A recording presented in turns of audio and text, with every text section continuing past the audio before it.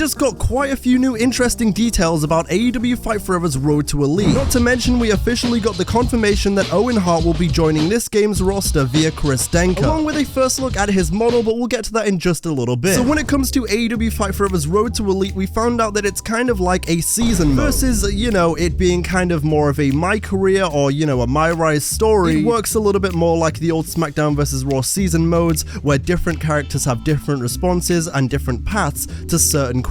In the video, Chris actually mentioned someone like Kenny Omega, who is a megastar in terms of AEW, was kind of like, well, why the hell would I be in the Battle Royal? What? Versus the response that someone like Owen Hart would have, or any kind of all-timer legend, where essentially they're kind of like, are you sure? What is this, like a retirement Battle Royal? What? And so apparently everyone has different responses in this mode, so it'll be interesting to see which characters have different paths and how they respond to certain things. Then you head over to the press conference area, which actually looks pretty sweet. You see here that Matt Jackson, along with Britt Baker DMD, announces who is going to be competing in the Casino Battle Royal, which is kind of where the road to All Out and road to, you know, Elite begins. We then move on to this Road to Elite menu, which we got a little glimpse at, where you can see you can upgrade your attribute, which I don't know about anyone else. Is anyone else thinking it's kind of reminiscent of going into the trainer's office in Say the line, Bart. SmackDown vs. Raw 2011?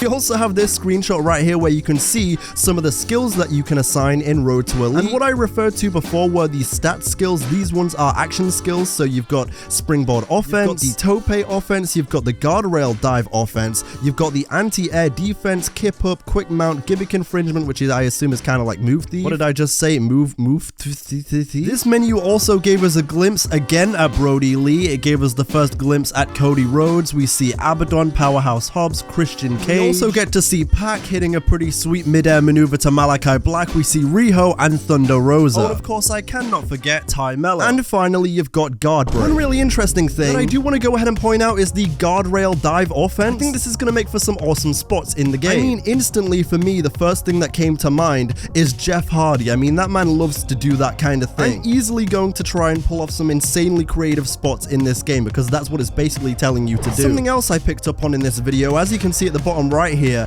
AEW wrestlers in Road to Elite cannot earn new skills. So that may be the kind of thing that factors into your decision as to who you want to pick when it comes to this mode. Obviously, we now know that AEW wrestlers cannot earn new skills, but we can assume that they'd come with their own preset skills. So for example, you can't put like springboard dives on, I don't know, the Big Show. And so maybe it's that kind of thing where you kind of want to go with making your own core in Road to Elite, because then you can truly have control over everything that you're doing, and you can kind of pick whatever skills you want, your path, you know, your lineage is reset. Maybe a core is the way to go. We also don't really have a confirmation as of yet as to whether or not Road to Elite is a intergender mode. You know, whether or not I can go in there with Chris Statlander and start beating everybody's up. But considering the championships are intergender, we can kind of assume that Road to Elite is for everybody, which is great. Speaking of choices, an absolutely insane detail that dropped on the timeline the other day is that in Road to Elite, you can pick your own diet. I saw a bunch of people being like, well, when I get Road to Elite, I'm gonna go ahead and pick Danielson as my guy, and I'm gonna make him eat meat.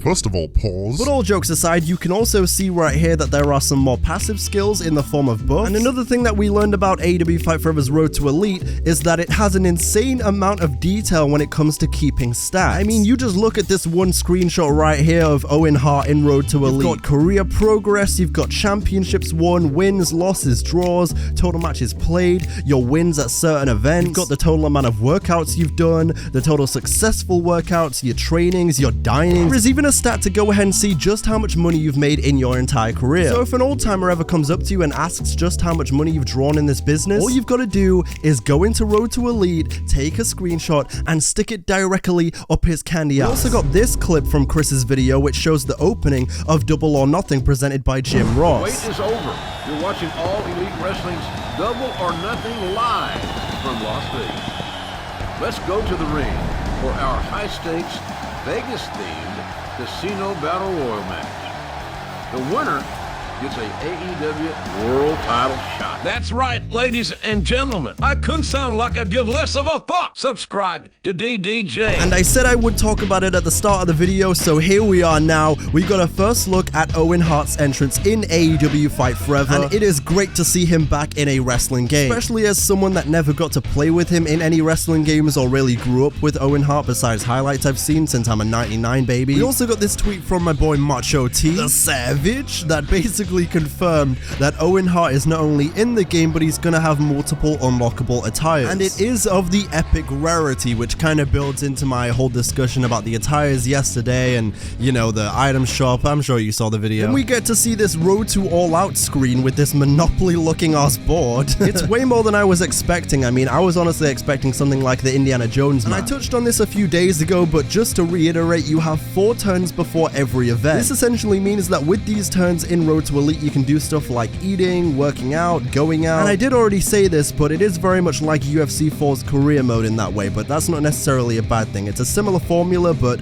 it's, you know, it works. However, with that being said, we did finally get to see just how the workouts are going to work in Road to Elite. And unfortunately, I have to inform you that you can't actually do the workout. I very much share the same sentiment that Chris had in his video here. I wish you had even like a little mini game for the workouts, and then that would determine how good or bad you did with said workouts, you know, with maybe a grade or even a star rating system like, you know, this game looks. It's kind of crazy that AEW Fight Forever, the game where one of its main selling points or one of the main things that they've been driving is mini games, doesn't have a workout mini. But I guess it is what it is. Like, they could definitely, I can definitely see them patching that in a future update, or maybe putting it in a future season pass DLC. Or actually, now that I say it out loud, it shouldn't be something you have to pay for. It should just be a free update to kind of add that extra bit of layer. And I think you could quite easily take a little bit of inspiration from how NBA 2K My Career does this, in the terms of just having a simple little mini game for while you're working out that kind of affects how effectively you worked out on that day. And as far as the mini games go, it really could be something as simple as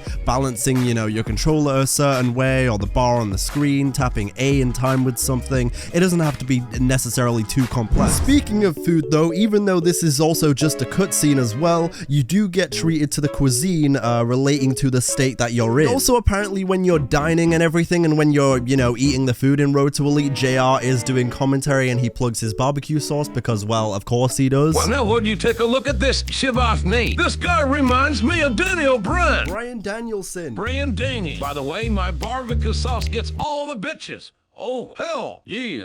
And also have a going out option in Road to Elite, which is at least a little more in depth than the prior options I mentioned. You can choose between sightseeing, a meet and greet, and a mini game. And we see a brief look at the cutscene you'd get in a mini game against the Young Bucks on an episode of Being the Elite. But sadly, this mini game section is still embargoed, so that's a no-go for now. We then ride off into the sunset like Stone Cold Steve Austin, because we see another food cutscene right here, this time in sunny Los Angeles, California. In the words of the legendary George Costanza, never start the day without a good piece of toast. We then see another new cutscene here on a morning talk show in LA with a guy that kind of looks like Tom from Succession. But one thing that Chris did mention, and something I do really want to touch on again, is the fact that everyone who has played this game so far is saying that even the easy and normal difficulty is a challenge in this game, which is genuinely exciting, because I feel like we've all kind of mastered the legendary difficulty in 2K with sliders and everything at this point. And so I'm kind of looking forward to having a challenging learning curve and getting good at this game before I jump online. And also, by the way, when it comes to Road to Elite, we're yet to really see just how much those branching options are really going to affect our story, you know, winning, losing, certain options that you pick. What happens if I lose all the time? Will I fall into BTE obscurity like Ryan Nemeth, Pete Ravalon, and the rest of those jabronis? What happens if I win every match and I never lose in my career? What happens if I lose all the time with no signs of improvement? Am I going to go ahead and get released from the company like Hit Row is on July 1st? I shouldn't have said that. That felt quite mean.